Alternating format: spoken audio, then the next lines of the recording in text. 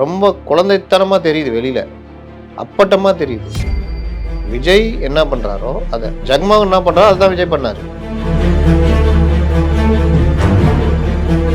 அதே மாதிரி தொண்டர்கள் வந்து முன்னாடி விழணுமா, அதை ஒழுங்காக செட் பண்ணோம்ல.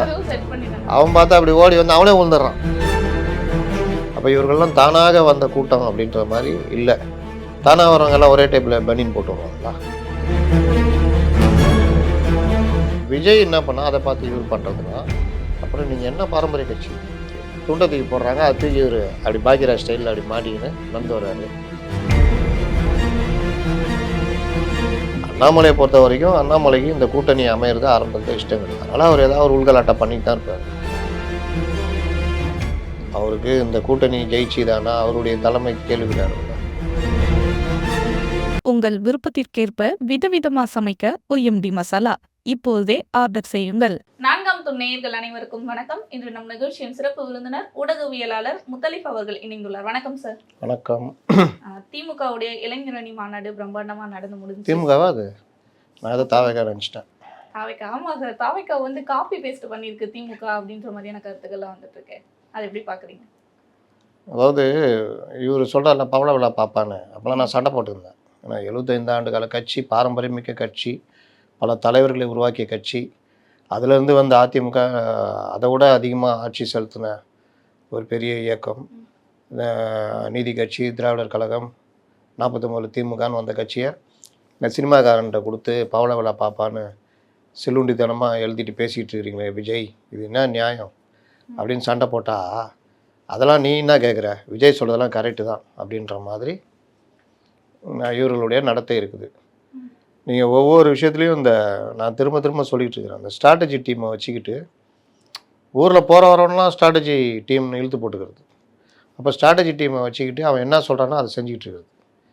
காலைல போகிறீங்க, வாக்கிங் போகிறீங்க, அந்த பைக் மேலே உட்காரீங்க, முறுக்குறீங்கன்னா ஏன் முறுக்கணும்னு கேட்க மாட்டேங்கிறாரு. கேட்கணும்ல, ஏண்டா இந்த பைக்கில் நான் உட்காந்து முறுக்குனா அதனால் என்ன, எதுக்கு இதை பண்ண சொல்கிறேன் கேட்கணும்ல. சொல்கிறத செய்கிறாரு. அப்போ அவனுக்கு ஜாலியாகிடுது. அவனுங்க யோசிக்க மாட்டேங்கிறானுங்க, மூளை கிடையாது. ஸ்ட்ராட்டஜின்றது இது கிடையாது. ஸ்ட்ராட்டஜின்றது மக்களை அவங்க நோக்கி திருப்புறது, எதிர்கட்சியை அந்த வேலையும் பண்ணிக்கிட்டு இருக்கிறாங்க. அதை விட இதில் தான் அதிகம் கவனம் செலுத்துகிறாங்க. ரொம்ப குழந்தைத்தனமாக தெரியுது வெளியில், அப்பட்டமாக தெரியுது. விஜய் என்ன பண்ணுறாரோ அதை ஜெகன்மோகன் என்ன பண்ணுறாரோ அதுதான் விஜய் பண்ணார். விஜய் ஜெகன்மோகனை ஃபாலோ பண்ணார். அது பால்வாடி குழந்தை, பால்வாடி கட்சி அது. அதை நம்ம ஒன்றும் சொல்கிறதுக்கு இல்லை. இன்றைக்கி 18% வாங்க, நாளைக்கு 40 வாங்க, இன்னொரு நாள் 55 வாங்க, இன்னொரு நாள் 12 வாங்க, ஏதாவது பேசி திரிவாங்க. அவங்கள ஒரு இதோ யாரும் பார்க்கல. நீங்கள் அப்படியா, அவர் வேணால் சொல்லிட்டோம் இது பால்வாடா பாப்பான்னு, நாங்கள் அவங்கள பெரிய இயக்கமாக தானே பார்க்குறோம். அப்போ நீங்கள் எப்படி பிரச்சாரம் பண்ணோன்னு இருக்குல்ல, அப்படியேவா அடிப்பீங்க? ஜெகன்மோகனை பார்த்து காக்கி பேண்ட் வெள்ளை சட்டை போட்டார் விஜய், விஜயை பார்த்து காக்கி பேண்ட் வெள்ளை சட்டை போடுறாரு இவர். ஏன் வேறு ட்ரெஸ் கோட்டில் வரக்கூடாதா? ரெண்டாவது இந்த ராம்பாக் கேட்டால் 21 எங்கள் தலைவர் நடந்தார். உங்கள் தலைவர் நடந்தார், அதுவும் இந்த ஸ்ட்ராட்டஜி டீம் பண்ணது தான். விஜய் என்ன பண்ணால் அதை பார்த்து இவர் பண்ணுறதுனா, அப்புறம் நீங்கள் என்ன பாரம்பரிய கட்சி? அதே காக்கி பேண்ட் வெள்ளை சட்டை, அதே ராம்பாக்கு, அதே மாதிரி அந்த இதை தூக்கி போடுறாங்களாம். பூங்கொத்து தனி கதை, அது விட்டுருங்க. துண்டை தூக்கி போடுறாங்க, அது தூக்கி இவர் அப்படி பாக்கியராஜ் ஸ்டைலில் அப்படி மாட்டிக்கின்னு நடந்து வர்றாரு. பாக்கியராஜ் படம் பார்த்துருக்கீங்களா? பெரும்பாலும் போட்டு வருவாப்புல அந்த மாதிரி.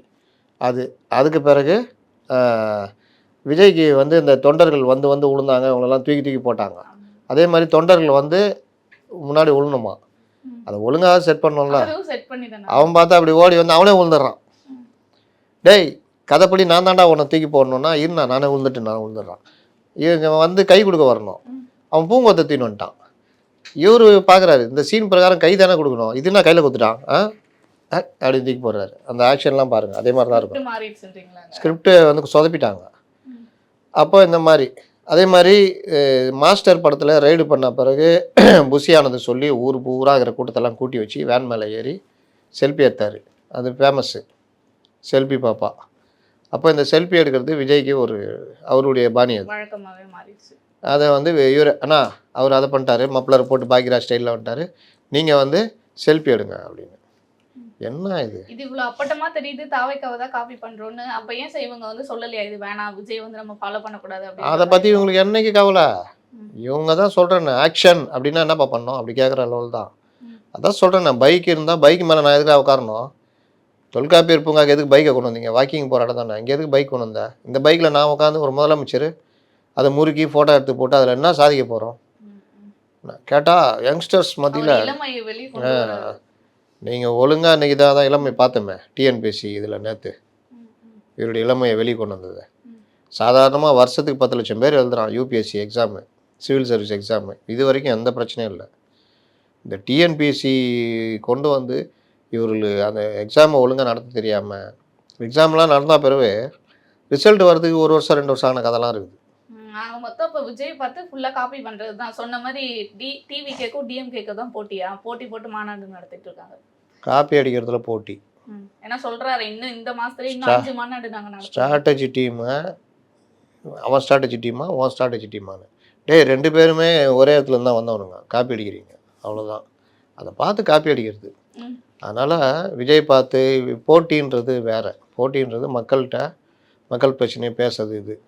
இதில் எங்கே இருக்குது அந்த கட்சி, பால்வாடி கட்சி?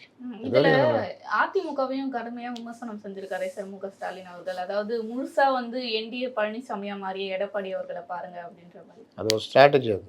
ம். அதாவது இவர்கள் நேரடியாக அதிமுகவை நிறுத்த மாட்டாங்களாம், என்டிஏவை காமிச்சு தான் இது பண்ணாங்க. இது திரும்ப திரும்ப அதே தான் பேசுறது. என்டிஏ கிட்ட அடிமையாக இருக்காங்க, என்டிஏ தான் இங்கே ஆட்சி இது பண்ணுறதுன்னு. நீங்கள் இந்தியா கூட்டணின்னு சொல்லிக்கிட்டு தமிழ்நாட்டில் அந்த கூட்டணி கட்சிகள்லாம் புறக்கணிச்சிட்டு இவர் உட்காந்து இந்த பண்ணையார்த்தனம் பண்ணிக்கிட்டு இருக்கிறாங்க. ஆனால் அங்கே வந்து அவங்கள அடிமைப்படுத்துகிறான்னு சொல்கிறாங்க. இதை பல தடவை நான் சொல்லிட்டேன். அங்கே கட்சியுடைய எவ்வளோ சீட்டு பிஜேபி நிற்கணும்னு முடிவு பண்ணுறது எடப்பாடி பழனிசாமி.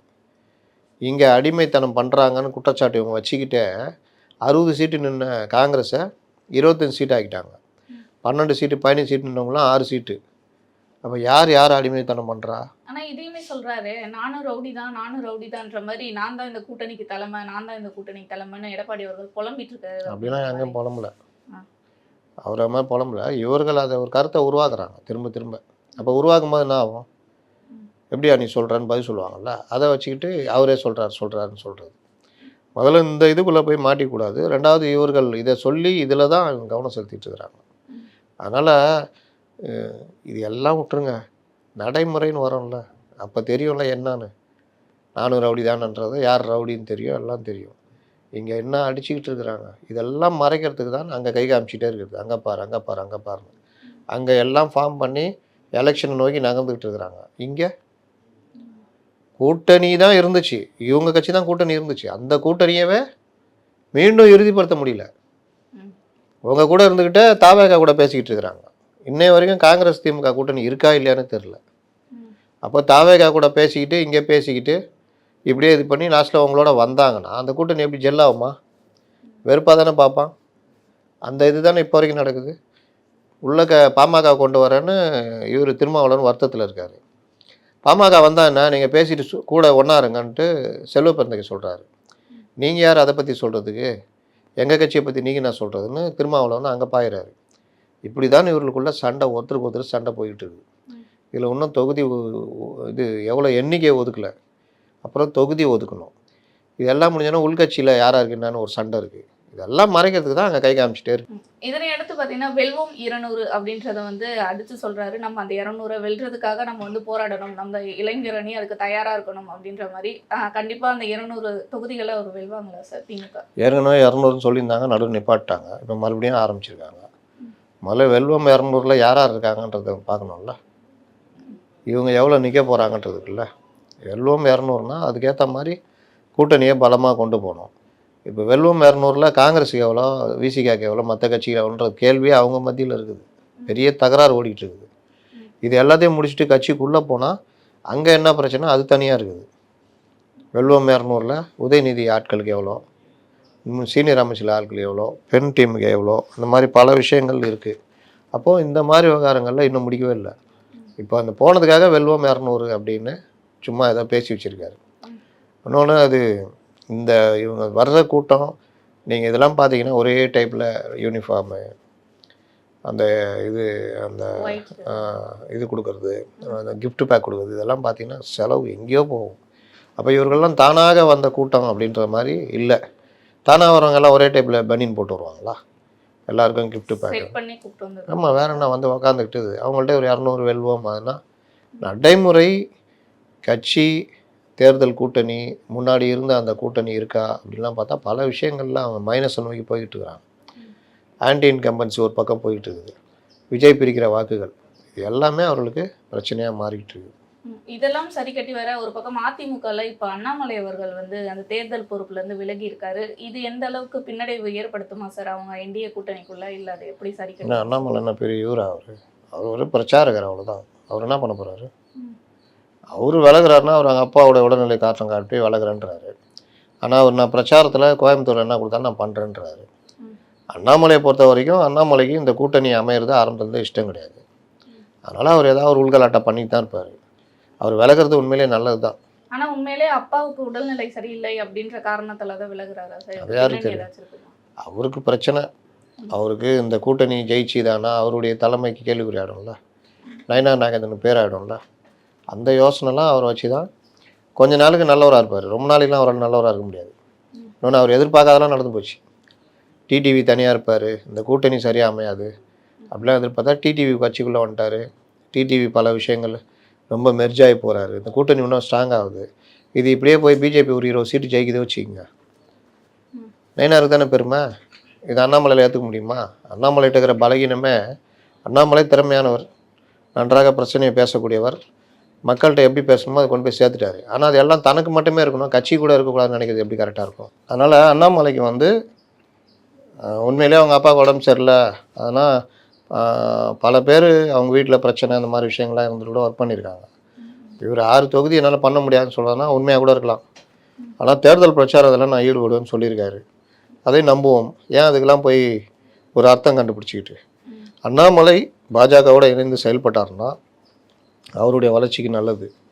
அவர் ஏதாவது உள்கலாட்டாக ஏதாவது பண்ணார் இல்லை ஏதாவது பண்ணாருன்னா அதையும் அவங்க கட்சி மேலிடம் கவனிச்சுட்டு தான் இருக்கும்.